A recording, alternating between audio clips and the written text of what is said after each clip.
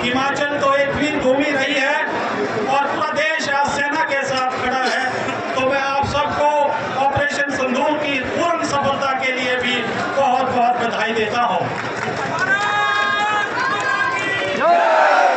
आज का मौका है उन रणबांकुरों को, उन शूरवीरों को जिनके शौर्य, पराक्रम, वीरता, बलिदान की वजह से जो है आज हम ये दिन मना रहे हैं, हम उनको भी बहुत बहुत सलाम करते हैं। हम जो हमारे प्रधानमंत्री जी हैं, जिनका मजबूत नेतृत्व आपने देखा, उनको भी दिल से धन्यवाद करते हैं और उनको भी सैल्यूट करते हैं। ऑपरेशन सिंदूर क्यों हुआ, कैसे हुआ, इसका मकसद क्या था, जमीन पर कैसे उतारा गया, आप सब जानते हैं। उसके बारे में मैं ज्यादा बात नहीं कहूँगा। मैं केवल इतना कहना चाहता हूँ कि एक ऐतिहासिक जीत है। मैं भी सैनिक रहा हूँ, आज तक 40 साल की सेवा में जिस तरह का युद्ध जो है आज, जिस तरह की जो जीत है आज, जिस तरह की जो मिलिट्री जीत है आज, वो एक बहुत ऐतिहासिक है। ये जीत सेना की जीत है, हमारे मोदी जी के मजबूत नेतृत्व की जीत है और 140 करोड़ भारतवासी जो आज पूरे देश के साथ और पूरी सेना के साथ खड़े हैं, ये उनकी जीत है। आपने देखा किस दिन 72 घंटे में पाकिस्तान के पूरे आकाश में, पाकिस्तान के पूरे जल में, पाकिस्तान के पूरे थल में किस तरह से भारतीय सेना छाई हुई थी और किस तरह से जाकर भारतीय सेना ने, भारत की एयरफोर्स ने पाकिस्तान के जो 9 बड़े ठिकाने थे, जो कि जहां पर की आतंकवादी पनपते थे, खूंखार आतंकवादी, उनको जो है ठिकाना बनाया, उनके ठिकानों को ध्वस्त किया और एक बहुत जीत जो है दर्ज कराई है। और उसके बदले में आपने देखा जब उन्होंने रिटालिएटरी वार हमके ऊपर किया, किस तरह भारतीय सेना ने उसका मुंह तोड़ जवाब दिया। आपने देखा उसके 11 जो हवाई जहाज के ठिकाने थे, उन सबको जो है ध्वस्त कर दिया। ये पहली बार भारतवर्ष में हुआ है। और ये भी मैं कहना चाहता हूँ कि पहली बार 200 किलोमीटर लंबे इंटरनेशनल बॉर्डर पर LOC के ऊपर पंजाब, जो कि पाकिस्तान का सीना है, उसके सीने में घुसकर और इतना बड़ा अंदर जाके ये पहली बार 11 एयरबेसेस को न्यूट्रलाइज किया है। ये भारतीय सेना की बहादुरी है, जिसके लिए आपका भी साथ रहा है और आप सबको भी उसके लिए बहुत बहुत बधाई देता हूँ। आखिरकार भारत ने जो अटैक किया, वहाँ कोई दूसरा आदमी नहीं मरा। मरे तो कौन मरे? वो आतंकवादी मरे, जिन्होंने मासूम लोगों की जिंदगियां इस देश के अंदर ली थी, जिन्होंने मासूम लोगों की हत्या करने की योजना बनाई थी, उनको तबाह किया। और ऐसे ऐसे लोग जो यहाँ बड़ी घटनाओं को अंजाम देने के बाद पाकिस्तान में शरण लेकर के बैठे थे, उनको वहीं पर ही दफन कर दिया गया। 100 से ज्यादा आतंकवादी एक घटना में ही मार दिए गए। नहीं, जब पाकिस्तान ने थोड़ी कोशिश की बदला लेने की, बदले की भावना से काम करने की,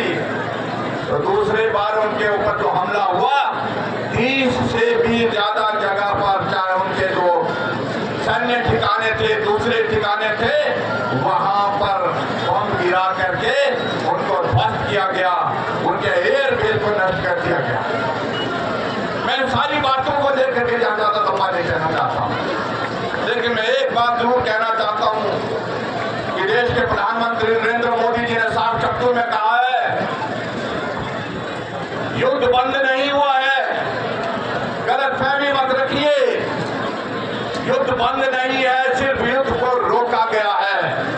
और आने वाले समय में अगर पाकिस्तान फिर से जरूरत करेगा, हिम्मत करेगा, कोशिश करेगा, तो उसका मुंह तोड़ जवाब दिया जाएगा।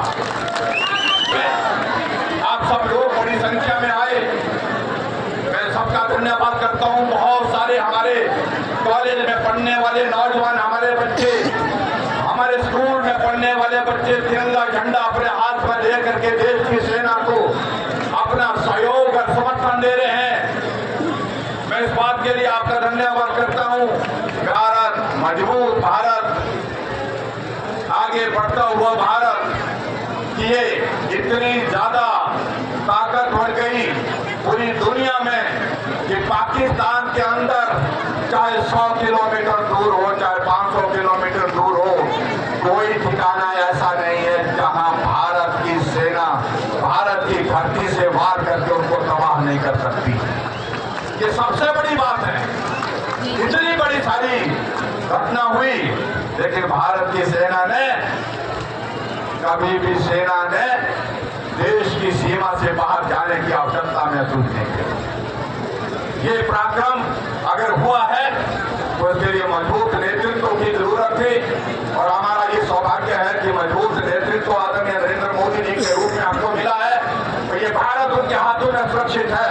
आप सबसे मेरा यही निवेदन है कि आओ आज इस संकट की घड़ी में हम देश के जवानों के साथ खड़े, देश के नेतृत्व के साथ खड़े हैं। मैं उन सभी वीर जवानों के लिए श्रद्धांजलि भी देता हूं जिन्होंने हमारे देश की रक्षा के लिए अपने जीवन की कुर्बानी दी। कल मैं कांगड़ा गया था, शाहपुर गया था, वहां भी एक नौजवान पवन जो है हमारे देश के लिए सेना में काम करते हुए मोर्चे पर जो शहीद हुए, उनके परिवारजनों से भी हम मिले। मैं यही कहूंगा कि आने वाले समय में जितनी भी चुनौतियां हमारे सामने आएंगी, भारत का हर व्यक्ति सेना के साथ खड़ा है, और देवभूमि हिमाचल प्रदेश का हर नागरिक सेना के साथ खड़ा है। यही संदेश आज की तिरंगा यात्रा के माध्यम से छोटी काशी मंडी से हम देने के लिए यहाँ पर इकट्ठे हुए हैं। भले ही आज के इस कार्यक्रम के लिए कौन भारतीय जनता पार्टी ने दी, लेकिन आपने देखा होगा न भारतीय जनता पार्टी का झंडा है, न किसी पार्टी का नारा है, न किसी बात को लेकर के। तिरंगा झंडा सर्वोपरि, देश सर्वोपरि, राष्ट्र सर्वोपरि। तिरंगे के लिए हम सब लोग यहाँ पर तिरंगे के सम्मान के लिए यहाँ पर खड़े हैं। इतनी बात कहते हुए आज के इस कार्यक्रम में आप सब लोग आए, आप सबका बहुत बहुत धन्यवाद। ये छोटी काशी यहाँ से मजबूती के साथ संदेश दे रही है कि पूरा भारत भारत की सेना के साथ है, और यहाँ देवभूमि हिमाचल प्रदेश से छोटी काशी भी पीछे नहीं, चट्टान की तरह सेना के साथ है, सेना के साथ है। और देश के नेतृत्व करने वाले हमारे देश के यशस्वी प्रधानमंत्री नरेंद्र मोदी जी के साथ है। ये बहुत लंबे समय से शायद ये देश इंतजार कर रहा था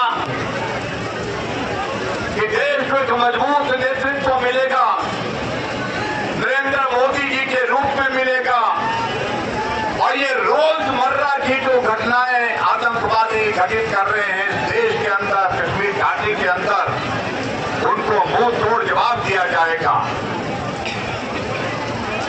आदरणीय प्रधानमंत्री नरेंद्र मोदी जी ने देश के अंदर अनेकों बड़े बड़े काम किए, और शायद मुझे लगता है कि ये काम ये भी उनके हाथों से रह गया था जो अभी उन्होंने पूरा किया।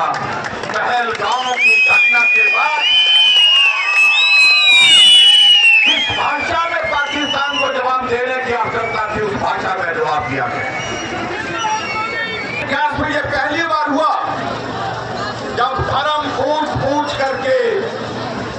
उनके परिवार के सदस्यों के सामने उनको नौजवानों को जिनकी शादी एक सप्ताह पहले हुई थी, 2 दिन पहले हुई थी, 1 महीना पहले हुई थी, उनको मौत के घाट उतार दिया गया।